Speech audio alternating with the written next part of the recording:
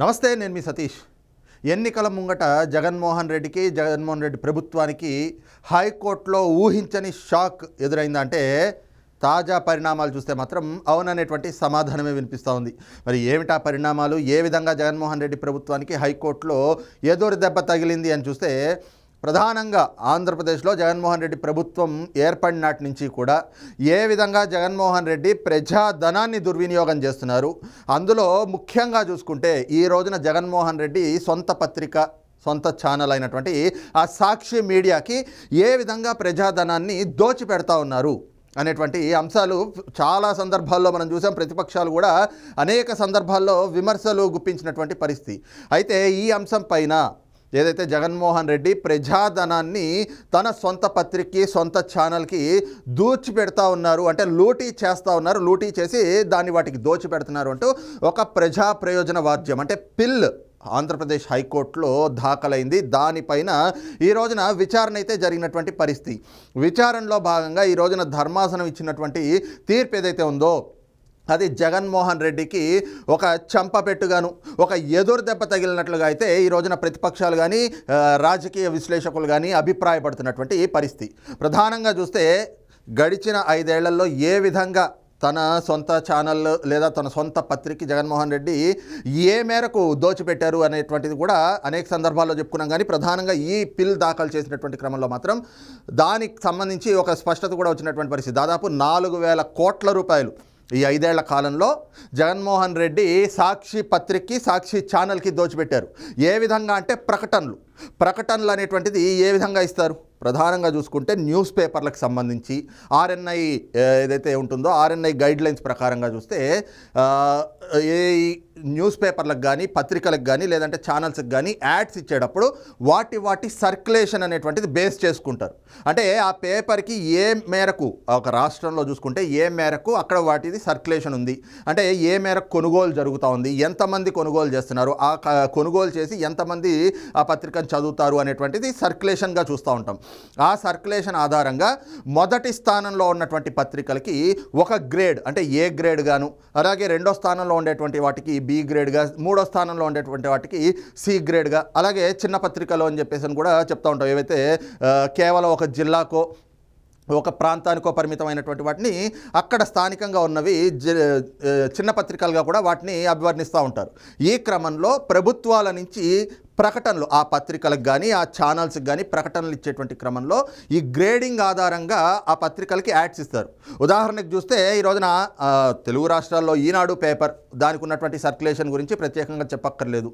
చాలామంది ఇవాల్టికి కూడా ఈటీవీలో రాత్రి 9 గంటలకు వచ్చేటువంటి వార్తల్ని ఏ విధంగా అయితే కనుక ఫాలో అవుతారో, ప్రతిరోజు పొద్దుట ఈనాడు పత్రికను చదవడం కూడా ఆ విధంగా కొంతమందికి అదొక అలవాటుగాను, ఆ పేపర్లో వచ్చేటువంటి వార్తల పట్ల వాళ్ళు చూపించేటువంటి ఆసక్తి అలా ఉంటుంది. కాబట్టి చాలా ఎక్కువగా వాటి సర్క్యులేషన్ ఉంటుంది.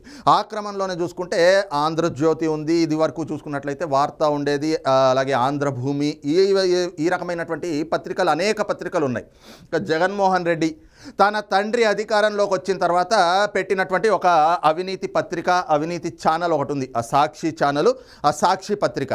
ఈయన అధికారంలోకి వచ్చిన తర్వాత ఆంధ్రప్రదేశ్లో చేసింది ఏమిటి అంటే, ఆ సాక్షి పత్రిక సర్క్యులేషన్ పెంచుకోవడానికి ఎన్నో కుట్రలు చేసుకుంటూ వచ్చాడు జగన్మోహన్ రెడ్డి. కారణం ఏమిటి అంటే, ఈ రోజున ఈనాడు పైన, ముఖ్యంగా ఆ ఈనాడు సంస్థల అధినేత రామోజీరావు గారి పైన జగన్మోహన్ రెడ్డి ప్రభుత్వం వ్యవహరిస్తున్నటువంటి తీరు మనం చూస్తూనే ఉన్నాం కదా. ఎంత కక్షపూరితంగా తప్పుడు కేసులు పెట్టి ఏదో ఒక రకంగా ఆ పేపర్ని, ఆ పత్రికని కానీ, ఆ ఛానల్ని కానీ, లేదంటే కనుక రామోజీరావు గారిని టార్గెట్ చేసి ఏ విధంగా చేస్తున్నారో చూస్తూ ఉన్నాం.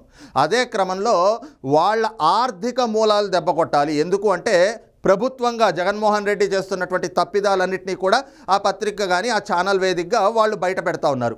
సో ఆ పత్రిక ఉన్నటువంటి సర్క్యులేషన్ పడేయాలి, అలాగే తన పత్రిక, తన సొంత పత్రిక కానీ, తన సొంత ఛానల్ ఏదైతే ఉందో వాటి సర్క్యులేషన్ పెంచుకోవాలి అని అనేక కుట్రలు చేశాడు. ఈ క్రమంలోనే ఏం చేశాడు, దాదాపు 2,50,000 మంది వాలంటీర్లు ఎవరైతే ఉన్నారో వాళ్ళందరికీ ఒక జీవో తీసుకొచ్చి వాళ్ళందరి చేత కూడా వాళ్ళందరికీ నెలకి 200 రూపాయలు ప్రభుత్వ ధనాన్ని, అంటే ప్రజలు పన్నుల రూపంలో కట్టినటువంటి ధనాన్ని వాళ్ళకిస్తూ వాళ్ళ చేత ఖచ్చితంగా సాక్షి పేపర్ కొనాలి అని ఏకంగా ఒక జీవో ఇచ్చాడు. ఇప్పటి వరకు దేశ చరిత్రలో ఏ రాష్ట్ర ప్రభుత్వము కూడా అంటే ఏ ముఖ్యమంత్రి కూడా తనకున్నటువంటి సొంత పేపర్ని వాటిని ప్రమోట్ చేసుకోవడానికి దానికి ప్రజాధనాన్ని ఈ విధంగా తగలేస్తూ వాటి ద్వారా ఆ డబ్బులు పెట్టి ఖచ్చితంగా తన పత్రికలు కొనిపించడం అనేటువంటిది ఎక్కడా చూడలేదు. ఒక్క ఆంధ్రప్రదేశ్లో జగన్మోహన్ రెడ్డి మాత్రమే అది చేసినటువంటి ఘనత అదొక చరిత్రగా కూడా చెప్పుకోవచ్చు. ఈ విధంగా 2,50,000 మందితోటి వాలంటీర్లతోటి 200 రూపాయల ప్రజాధనాన్ని ఇచ్చి సాక్షి పత్రిక కొనిపిస్తూ ఉన్నారు. కారణం ఏమిటి అంటే సర్క్యులేషన్ పెరుగుతుంది. అలాగే ఆ కొన్న డబ్బులన్నీ ఎక్కడికి పోతాయి, మళ్ళీ సాక్షి పత్రికే వస్తాయి. ఇదొక దోపిడీ. అయితే ఈ రోజున రాష్ట్రంలో చూసుకుంటే ప్రతి ఒక్క మండలం, ఒక మండలానికి వచ్చేటప్పటికి ప్రభుత్వ కార్యాలయాలు 66 ప్రభుత్వ కార్యాలయాలు ఉంటాయి. ఒక మండలానికి అన్ని ఉంటే జిల్లాకు వచ్చేటప్పటికి 900 ప్రభుత్వ కార్యాలయాలు ఉంటాయి. అలాగే ఒక జిల్లా కలెక్టరేట్ చూసుకుంటే ఆ కలెక్టరేట్ ప్రాంగణంలోనే 56 ప్రభుత్వ శాఖలకు సంబంధించినటువంటి కార్యాలయాలు ఉంటాయి. ఇవి కాకుండా పోలీస్ స్టేషన్లు, గ్రంథాలయాలు, ఇంకా చిన్న చితక ఇతరితర సంబంధించినటువంటి ఏవైతే కార్యాలయాలు ఉంటాయో వాటన్నిటిలో కూడా ఖచ్చితంగా సాక్షి పత్రికని కొనాలి అంటూ అధికారుల చేత, ఉన్నతాధికారుల చేత ఒత్తిళ్లు తెప్పించి వాళ్ళ చేత బలవంతంగా పత్రికలు కొనిపిస్తున్నటువంటి పరిస్థితి. ఆ సాక్షి పత్రికకి కొనేదంతా కూడా ఎక్కడికి వెళ్తాయి? ఆ డబ్బులన్నీ ఎక్కడి నుంచి, ఎవరు కడుతున్నటువంటి డబ్బులు? ప్రభుత్వ కార్యాలయాల్లో ఉద్యోగులు కానీ అక్కడ ఉన్నటువంటి అధికారులు కానీ వాళ్ళ జేబులో డబ్బులు కట్టరు కదా.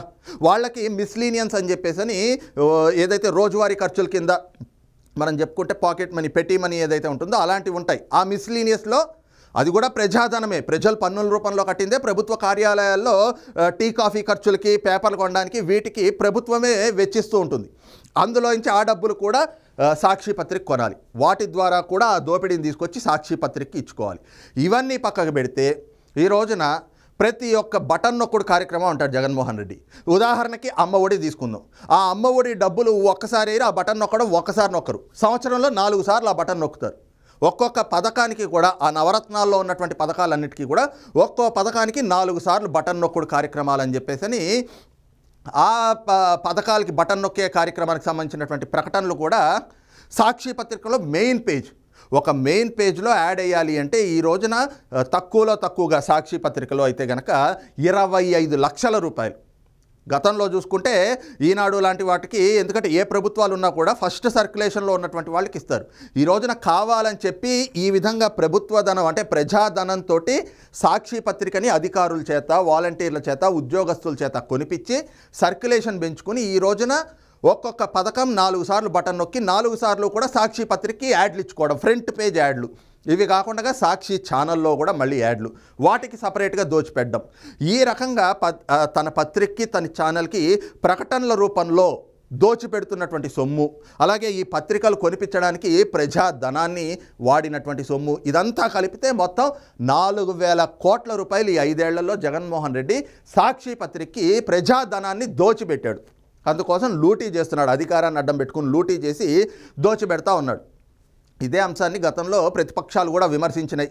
ఈ క్రమంలోనే ఒక న్యాయవాది ఈ రోజున ఒక ప్రజా ప్రయోజనం వాద్యాన్ని ఇస్తే, ప్రజా ప్రయోజన వాద్యం ఈ రోజున విచారణకు వచ్చింది. ఆంధ్రప్రదేశ్ హైకోర్టు ఈ రోజున ఆ అంశంపైన విచారణ జరిపి ఏదైతే జగన్మోహన్ రెడ్డి తన అధికార దుర్వినియోగానికి పాల్పడుతూ ఆయన చేపట్టినటువంటి చర్యలు కానీ, ప్రజాధనాన్ని లూటీ చేసి దాన్ని సాక్షి పత్రికకి దోచిపెట్టడం కానీ, వాటిపైన న్యాయస్థానం కూడా పూర్తి స్థాయి వాదనలు విన్న తర్వాత నిబంధనల మేరకే ప్రభుత్వమైనా కూడా వ్యవహరించాల్సినటువంటి తీరు ఉంటుంది. అలాగే ఏవైతే ప్రకటనలు ఇచ్చేటువంటి వాటిలో కూడా ఆ ప్రజా ప్రయోజన వాద్యంలో కూడా చూసుకుంటే జగన్మోహన్ రెడ్డి ఏదైతే ఈ 4,000 కోట్లు ఇప్పటి వరకు కూడా దోచిపెట్టారో ఆ డబ్బుని కూడా వైసీపీ నుంచి జగన్మోహన్ రెడ్డి దగ్గర నుంచి రికవరీ చేయాలి అంటూ కూడా పిటిషనర్ ఈ రోజున పిటిషనర్ తరఫున ఉన్నటువంటి న్యాయవాది వాదనలు వినిపించినటువంటి పరిస్థితి. అదే సమయంలో దోపిడీకి గురైనందుకు ఎవరెవరైతే అధికారులు సహకరించారో వాళ్ళందరిపైన కూడా చర్యలు తీసుకోవాలి అంటూ కూడా పిటిషనర్ తరఫున ఉన్నటువంటి న్యాయవాది వాదనలు వినిపించారు. కానీ న్యాయస్థానం దీనిపైన పూర్తి విచారణ జరిపిన తర్వాత ఏవైతే జగన్మోహన్ రెడ్డి ప్రభుత్వానికి 3 వారాల గడువు ఇచ్చింది, ఈ 3 వారాల గడువులో ఈ పూర్తి జరిగినటువంటి అక్రమాలకు కావచ్చు, అవినీతి కావచ్చు, ఏదైతే ఈ రోజున పిటిషనర్ దాఖలు చేసినటువంటి పిల్ ఏదైతే ఉందో దానిపైన ఒక స్పష్టత ఇవ్వాలి. అదే సమయంలో ఏదైతే ప్రకటనలు ఇస్తూ ఉన్నారో అవి కూడా నిబంధనలకు అనుగుణంగా ఇవ్వాలి తప్పితే నిబంధనలను ఉల్లంఘించి ఇప్పుడు వ్యవహరిస్తున్నటువంటి తీరులో మాత్రం కొనసాగించేందుకు వీలు లేదు అంటూ జగన్మోహన్ రెడ్డి ప్రభుత్వం ఏవైతే ఈ రోజున సర్క్యులేషన్ల పేరుతోటి ఒక రాజకీయం చేస్తూ ఈ ప్రజాధనాన్ని దోపిడీ చేస్తూ ఉన్నారో వాటిపైన కూడా మధ్యంతర ఉత్తర్వులు జారీ చేశారు.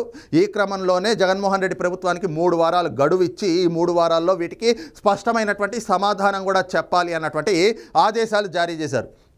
దీంతో అయితే గనక పూర్తిగా ఏదైతే తన సొంత పత్రిక సొంత ఛానల్కి జగన్మోహన్ రెడ్డి ప్రజాధనాన్ని ఏదైతే దోచి పెడతా ఉన్నాడో ఆ వైనానికి ఒక చెక్ పడింది.